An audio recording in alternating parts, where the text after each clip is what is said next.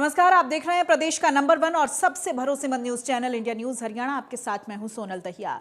देश और प्रदेश में कोरोना की ताजा स्थिति क्या है, सरकार की ओर से क्या कदम उठाए जा रहे हैं, हरियाणा विशेष में हर तस्वीर और हर अपडेट आपको बताएंगे। आप हमारे साथ बने रहिए।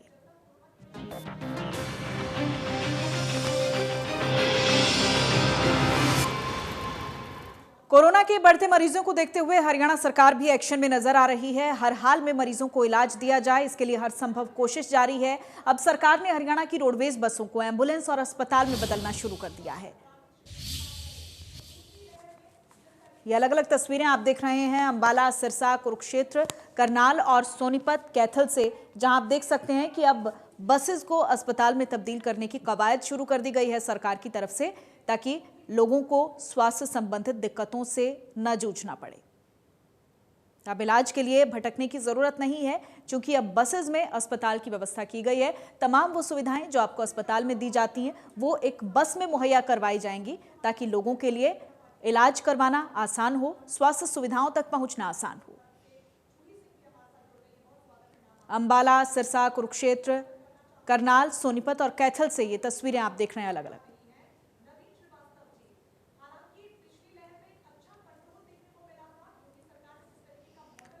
ये तस्वीरें आपके टीवी स्क्रीन पर हम आपको कुरुक्षेत्र से दिखा रहे हैं, और वो बस की तस्वीरें जिसमें आप साफ तौर पर देख सकते हैं कि कोशिश की जा रही है बस को अस्पताल में तब्दील करने की। तमाम सुविधाएं जो अस्पताल में मुहैया करवाई जाती हैं वो एक बस में अवेलेबल हो, इसके लिए जो टेक्नीशियन है वो कोशिश करते हुए साफ तौर पर तस्वीरों में दिखाई दे रहे हैं। तो अब इलाज के लिए लोगों को भटकना नहीं पड़ेगा। अब साफ तौर पर आप देख सकते हैं कि बसेज में लोगों को इलाज मुहैया करवाया जाएगा। ऑक्सीजन सिलेंडर तक की व्यवस्था इन बसेज में रहेगी।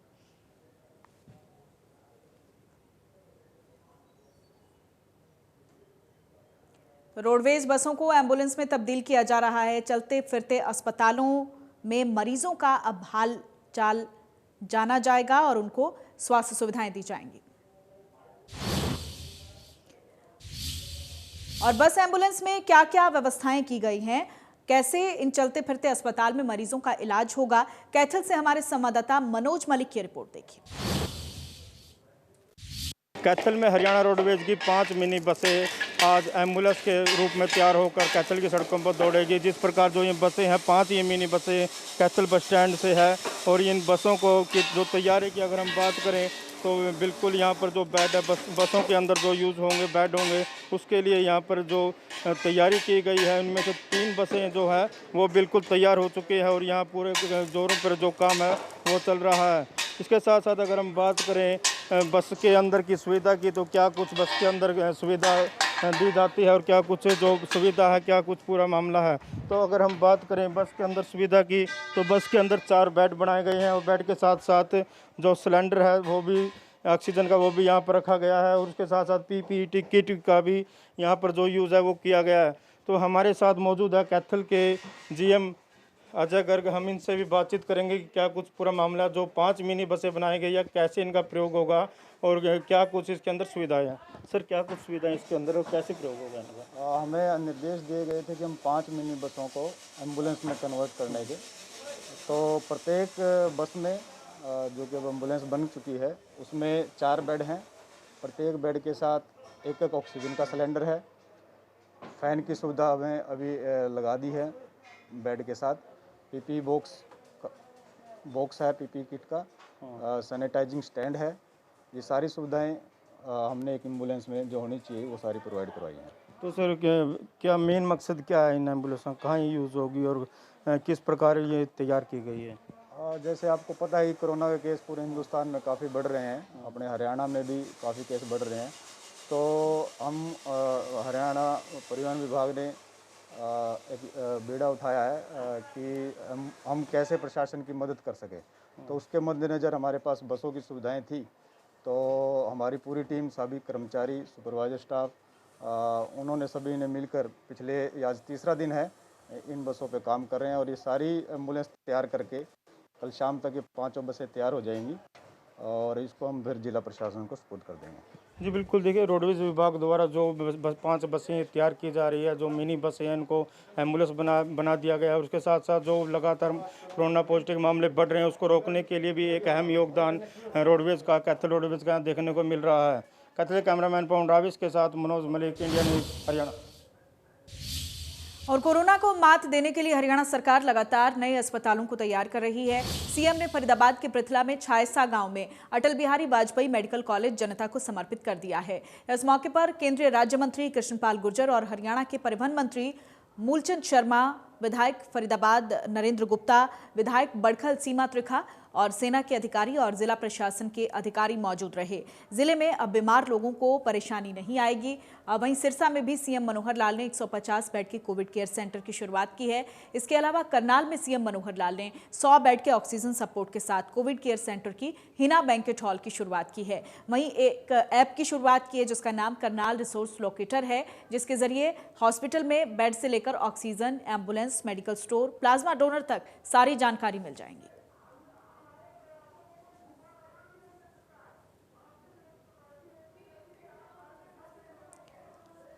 तो सीएम मनोहर लाल लगातार एक्शन में नजर आ रहे हैं। अलग अलग जगहों पर जाकर मुआयना किया जा रहा है, दौरा किया जा रहा है और व्यवस्थाएं क्या कुछ की जा रही हैं उनका जायजा लिया जा रहा है। अब 100 बेड का एक अस्पताल शुरू किया गया है पृथला में, आप देख रहे हैं तस्वीरें।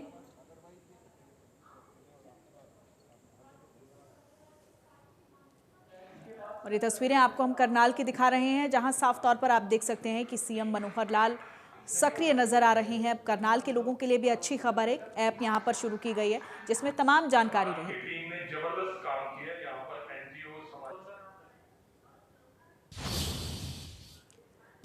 और वहीं मुख्यमंत्री मनोहर लाल ने चंडीगढ़ एयरपोर्ट से ऑक्सीजन सप्लाई लाने के लिए 2 टैंकर कार्गो जहाज से रवाना किए हैं। इस जहाज से ये टैंकर भुवनेश्वर भेजे गए हैं, जिनमें लगभग 45 टन ऑक्सीजन आएगी। मुख्यमंत्री ने कहा है कि रोजाना हवाई जहाज से ऑक्सीजन सप्लाई के लिए टैंकर भेजे जा रहे हैं ताकि सप्लाई जल्द आ सके और प्रदेश में कोविड मरीजों को किसी भी तरह की दिक्कतें ना हो। ये टैंकर उड़ीसा के टाटा स्टील प्लांट से लिक्विड मेडिकल ऑक्सीजन सप्लाई लेकर बुधवार को वापस आएंगे। उन्होंने कहा है कि प्रदेश में राउरकेला, जामनगर, अंगुल आदि कई स्थानों से मेडिकल ऑक्सीजन की सप्लाई रेल और हवाई मार्ग से आ रही है।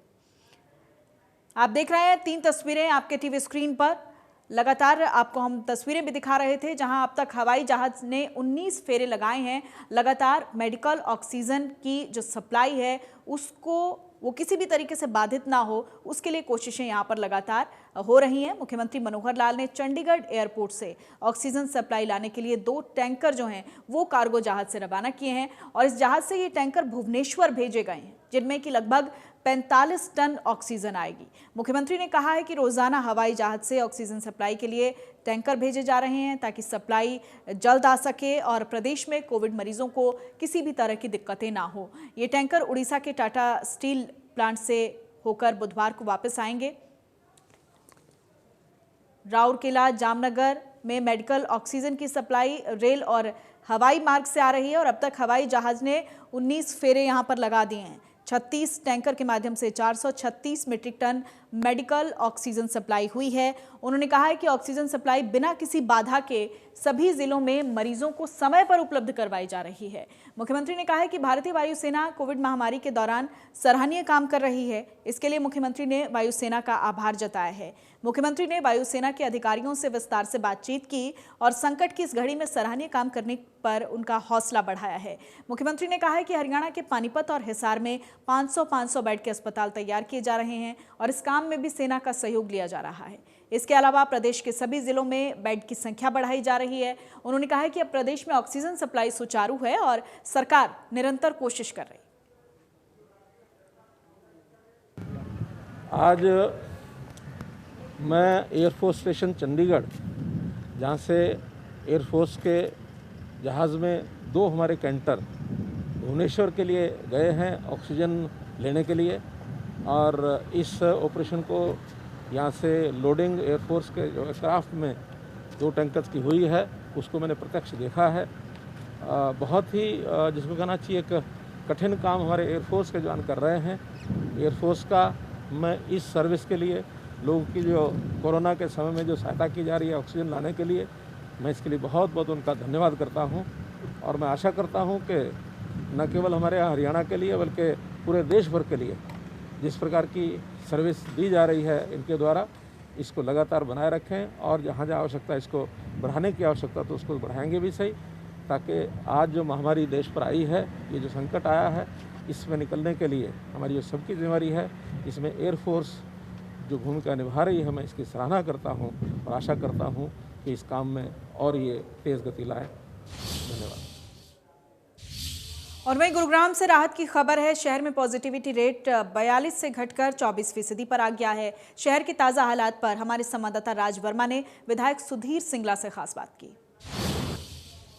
गुरुग्राम में कोरोना के बढ़ते मामलों के बीच तमाम जो व्यवस्थाएं हैं उन्हें किस तरह से और बेहतर किया जा रहा है, इस सब पर बात करने के लिए हमारे साथ गुरुग्राम से बीजेपी विधायक सुधीर सिंगला जी हैं। सुधीर जी, फिलहाल की अगर स्थिति की बात करें गुरुग्राम में कोरोना को लेकर क्या कुछ स्थिति है? देखिए, गुरुग्राम के अंदर पहले 42% पॉजिटिविटी थी जो कोरोना को लेकर, लेकिन अब 24% रह गई है। तो इसके अंदर कुछ ना कुछ तो काफ़ी फ़र्क आया है और मैं कहता हूँ कि भाई थोड़ा सा और ठीक आ जाए तो स्थिति संभल जाएगी, लेकिन अभी स्थिति कंट्रोल में आ रही है धीरे धीरे। इसके अलावा जो एक शुरुआत में जो क्राइसिस आए थे, इससे पहले भी हमने आपसे बात की थी, जबकि जो बेड्स हैं लोगों को हॉस्पिटल में, तो अब अगर आज की बात करें तो कितने और नए जो बेड हैं वो जनरेट किए गए हैं और आगे भविष्य में क्या कुछ रहेगा ताकि जो और भी जो कुछ लोग हैं जिन्हें इमरजेंसी की ज़रूरत है वो हॉस्पिटल में जाके जो है उन्हें बेड के लिए इधर से उधर भटकना ना पड़े? देखिए, हमारी सेवा भारती एक संस्था है, उसने 50 बेड का कल उद्घाटन किया है एसएन सिद्धेश्वर स्कूल सेक्टर 9 के अंदर। 350 बेड विनोद मित्तल जी एक हैं हमारे ABVP के, वो शुरू करने जा रहे हैं। वो मारुति गेट के सामने एक उन्होंने होटल लिया है किराए पर वो, और 4 फ्लोर उनके होटल के हैं और उसके अंदर वो बेड के अंदर उसके अंदर 100% जो है ऑक्सीजन बेड होंगे, ऐसा उनका प्रोग्राम है वो। और बाकी तो देखिए, गवर्नमेंट कॉलेज के अंदर हम पिछली बार मैं गया था तो उसके अंदर 80 बेड हम चालू करने जा रहे हैं, जिसमें 56 बेड जो हैं हमारे ऑक्सीजन के होंगे और 24 बेड जो है हमारे वेंटिलेटर के होंगे। इसी तरीके से जो है देवीलाल स्टेडियम के अंदर हम 100 बेड खोलने जा रहे हैं, जिसके अंदर से 80 बेड ऑक्सीजन के होंगे और 20 बेड जो है ICU के और वेंटिलेटर के होंगे। इसी तरीके से जो है वो सेवा भारती जो है सेक्टर 38 के अंदर 40 बेड करने जा रही है। तो इस तरीके से 600-700 बेड जो है वो हो जाएंगे और मैं समझता हूँ कि सफिशिएंट रहेगा। इसके अलावा दवाइयों की बात करें, खासतौर से रेमडेसिविर इंजेक्शन की बात कर लें या फिर ऑक्सीजन की बात कर लें, तो फिलहाल अभी शहर में क्या कुछ स्थिति है कि प्लाज्मा, रेमडेसिविर इंजेक्शन और ऑक्सीजन क्या जितनी ज़रूरत है उतनी उपलब्ध हैं? देखिए, 50 मीट्रिक टन होने के बाद ऑक्सीजन का प्रेशर तो काफ़ी हद तक ख़त्म हो गया है। इंडिविजुअल तौर पे 6-7 मीट्रिक टन परसों आई थी, इंडिविजुअली उनके ऊपर जो उनके सिलेंडर थे वो भरवा दिए गए थे।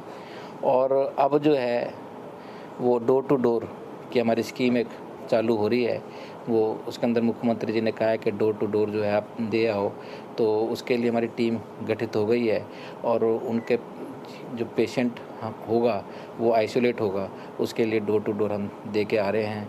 और मेरे ख्याल तो है वैक्सीनेशन की जो है वो जो ऑक्सीजन की बात है वो काफ़ी हद तक ठीक हो गई है। चलिए, कोशिश यही है सरकार की, जिला प्रशासन की, कि किसी भी तरह से जो लगातार गुरुग्राम में कोरोना के मामले बढ़ रहे हैं उन्हें थामा जाए, क्योंकि अगर पिछले कुछ दिनों की बात करें तो जो कोरोना के मामलों की जो संख्या है और जो ठीक होने वालों की संख्या है उसमें एक बड़ा गैप आया है। ठीक होने वालों की संख्या ज़्यादा आ रही है रोज़, तो ऐसे में उम्मीद कर सकते हैं कि आने वाले समय कुछ बेहतर हो सकते हैं, लेकिन ये तभी बेहतर होंगे जब हम लापरवाही छोड़ेंगे, जिम्मेदारी को समझेंगे और ये मानेंगे कि इस महामारी से हम सबको मिलकर लड़ाई लड़नी है और इसे जीतना है। गुरुग्राम से राज वर्मा, इंडिया न्यूज़। और पलवल में स्वास्थ्य सुविधाओं को लेकर किस तरीके की तैयारी है, पलवल के CMO से खास बातचीत की हमारे सहयोगी नितिन ने, सुनवाते हैं। पलवल में कोरोना का कोहराम लगातार जारी है। वहीं अगर बात करें पलवल जिले की, तो पलवल जिले में भी कोरोना ने अपना कहर मचाया है। जिसको लेकर अगर हम बात करें पलवल में कितने मरीज अभी तक आए हैं और कितने ठीक होकर गए हैं, उसको लेकर आज हमारे साथ मौजूद हैं पलवल के जिला स्वास्थ्य अधिकारी डॉक्टर ब्रह्मदीप सिंह। उनसे जानते हैं कि किस तरह से यहाँ लोगों को आए और किस तरह उनको जागरूक करके कितने ठीक होकर गए हैं। सर, क्या कहोगे इसको लेकर कि जो ये दूसरी लहर चल रही है कितनी खतरनाक साबित हुई और कितने मरीज ठीक होकर गए और कितने आए? देखिए, कोरोना चाहे लास्ट ईयर था या इस साल है, उससे बचने के लिए सबसे ज़रूरी है हमें जो कोविड का अप्रोप्रिएट बिहेवियर है उसे ध्यान में रखना। पिछले साल सब लोगों में बड़ा डर था इस बात को लेकर कि हमें मास्क पहनना है, सैनिटाइज़र का प्रयोग करना है, छोटी छोटी चीज़ों के लिए सब ध्यान रख रहे थे। लेकिन धीरे धीरे कोरोना के केस कम हो गए क्योंकि सबने ध्यान रखा। फिर क्या हुआ, जैसे ही हमने अपनी सावधानी हटाई, कहते हैं ना सावधानी हटी दुर्घटना घटी, तो वैसे ही केसेस दोबारा से आने लगे और ख़ास तौर से अप्रैल महीने की शुरुआत होने के बाद में केसेस एकदम बढ़ने लगे। अगर हम अपने इस ज़िले की बात करें, मुख्य चिकित्सा अधिकारी होने के नाते मैं आपको बता सकता हूं कि अप्रैल से लेके अब तक 2727 पॉजिटिव केस हमारे पास आ चुके हैं। ये जो लहर है इसके अंदर लोगों के अंदर ब्रेथलेसनेस ज़्यादा हो रही है। आपको ध्यान दिया जाए, अगर हम कहें तो पिछले साल ऐसे ऑक्सीजन सिलेंडर्स की आवश्यकता नहीं पड़ती थी, लेकिन इस समय जो म्यूटेंट स्ट्रेन है उसके अंदर इन्फेक्शन ज़्यादा होता है और लंग्स को ज़्यादा प्रभावित कर रहा है ये, और उस वजह से ऑक्सीजन की रिक्वायरमेंट बढ़ रही है। फिर केसेस भी बड़ी स्पीड से बढ़े हैं। क्यों? क्योंकि सोशल गैदरिंग्स में सबने भाग लिया और उसकी वजह से केसेस मल्टीपल हो गए, रिक्वायरमेंट भी उसी हिसाब से ज़्यादा होने लगी। लेकिन मैं कहना चाहूँगा कि अगर उपचार सही समय पर किया जाए, चाहे वो होम आइसोलेशन टीम के द्वारा किया जाए या फिर हॉस्पिटल में एडमिट करके किया जाए, तो रिकवरी बड़े अच्छे से हो जाती है। सर, कितने मरीज अभी तक ठीक होकर गए हैं और कितने मरीजों का इलाज अभी चल रहा है? जी, 1743 मरीज अभी तक हमारे पास ठीक होकर रिकवर हो चुके हैं और 970 मरीजों का अभी भी इलाज चल रहा है। उनमें से 90% लोग होम आइसोलेशन में अपने घर पर ही हैं और बिल्कुल स्थिर हैं। होम आइसोलेशन टीम उन्हें रोज़ फ़ोन पर कॉल करती है और एक दिन छोड़कर एक दिन उनको वहाँ जाकर फिजिकली जांच करती है। अगर किसी को भी ऐसी कोई दिक्कत होती है तो उन्हें हॉस्पिटल में शिफ्ट कर दिया जाता है। इसके अलावा जो लोग हॉस्पिटल में एडमिट हैं उनके अंदर भी रिकवरी हो रही है। और रिकवरी के बाद में ये कहना चाहूँगा कि जो रिकवरी हो जाती है उसके अंदर ख़ास तौर से ये ध्यान रखना ज़रूरी रहता है कि जो लोग हिम्मत बनाए रखते हैं, प्रोन पोजीशन में लेटते हैं और अच्छी डाइट लेते हैं, अच्छे विचार रखते हैं, उनके अंदर रिकवरी फास्टर रहती है।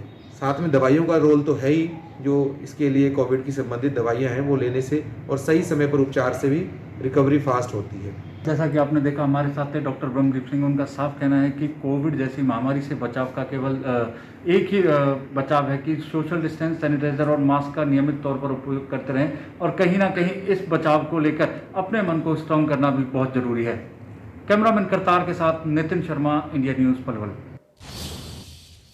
और अब बात करते हैं रेवाड़ी की। रेवाड़ी के कई गांवों में शराब ठेकेदार और शराबी कोविड नियमों की जमकर धज्जियां उड़ा रहे हैं। तस्वीरों में आप देख सकते हैं कि किस तरह से प्रशासन की आंखों में धूल झोंककर शराब ठेकेदार लॉकडाउन में भी धड़ल्ले से बेखौफ शराब बेच रहे हैं। जब इस मामले में आबकारी विभाग से बात की गई तो उन्होंने कार्रवाई का आश्वासन दिया। वहीं विधायक लक्ष्मण यादव ने कहा है कि मामला मीडिया के माध्यम से उनके संज्ञान में आया है, जिसकी वो संबंधित विभाग से बात करके जांच करवाएंगे। ये दुर्भाग्य है अगर कोई प्रदेश और देश के कानून को फॉलो नहीं कर रहा है इस महामारी के में भी, और आपने इसका संज्ञान हमें दिलाया है और आप कह रहे हैं कि ठेके खुले हैं, तो ये हर व्यक्ति का कर्तव्य है इस महामारी के समय में कालाबाजारी और जमाखोरी को छोड़ के सहयोग करे। क्योंकि चाहे भले ही इस दुनिया में आप बेईमानी कर लें, लेकिन ऊपर की जब दुनिया में जाएंगे तो कोई बेईमानी नहीं चलेगी, कोई काम नहीं आने वाली। केवल वहाँ तो ईमानदारी और आपके किए गए काम ही वहाँ काम आएंगे। ये व्यक्ति को जान लेना चाहिए अच्छे से। और आपने ये जो ठेके की बात कही है, इसको एक बार मैं फिर से प्रशासन से कह के इसकी इंक्वायरी करा देता हूँ। और कोरोना के खिलाफ लड़ाई में पूर्व केंद्रीय मंत्री विनोद शर्मा और उनकी टीम जोर शोर से जुटी हुई है। पंडित केदारनाथ शर्मा अस्पताल और चैरिटेबल ट्रस्ट की ओर से अंबाला में सैनिटाइजेशन का काम युद्ध स्तर पर चल रहा है। मंगलवार को अंबाला शहर के नडियाली और अमीपुर गांव में सैनिटाइजेशन का काम करवाया गया। कोरोना की पहली लहर में भी पूर्व केंद्रीय मंत्री विनोद शर्मा ने शहर में सैनिटाइजेशन का काम करवाया था। विनोद शर्मा की टीम ने मास्क भी बांटे थे। कोरोना की दूसरी लहर के बीच भी पूर्व केंद्रीय मंत्री विनोद शर्मा की टीम शहरी और ग्रामीण इलाकों में सैनिटाइजेशन का काम करवा रही है। पूर्व केंद्रीय मंत्री विनोद शर्मा का कहना है कि जब तक कोरोना खत्म नहीं होता है तब तक सैनिटाइजेशन का काम जारी रहेगा।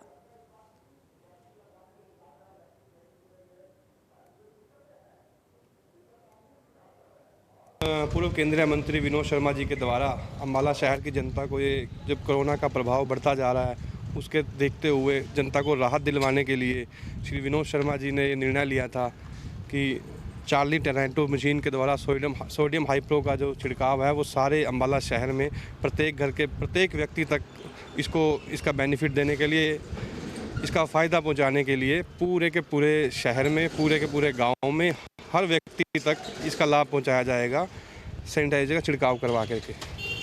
आपने जैसे पहले भी देखा था, पिछले साल भी श्री पूर्व केंद्रीय विनोद शर्मा जी ने इस कोरोना महामारी के टाइम में पूरा अंबाला सैनिटाइज करवाया था और अंबाला को वह पूरा परिवार की तरह समझते हैं और इस परिवार की पूरा फ़र्ज निभाते हुए विनोद शर्मा जी ने जैसे कि पिछले साल सैनिटाइज़र कराया था और इस साल भी पूरा अंबाला, पूरे गांव, पूरा शहर को सैनिटाइज करवाया जा रहा है। तो हम विनोद शर्मा जी का बहुत बहुत धन्यवाद करते हैं जो कि आपको अपने अंबाला को पूरे परिवार की तरह समझते हैं और अपना पूरा ध्यान देते हैं। और इसी के साथ हरियाणा विशेष में इतना ही। नमस्कार।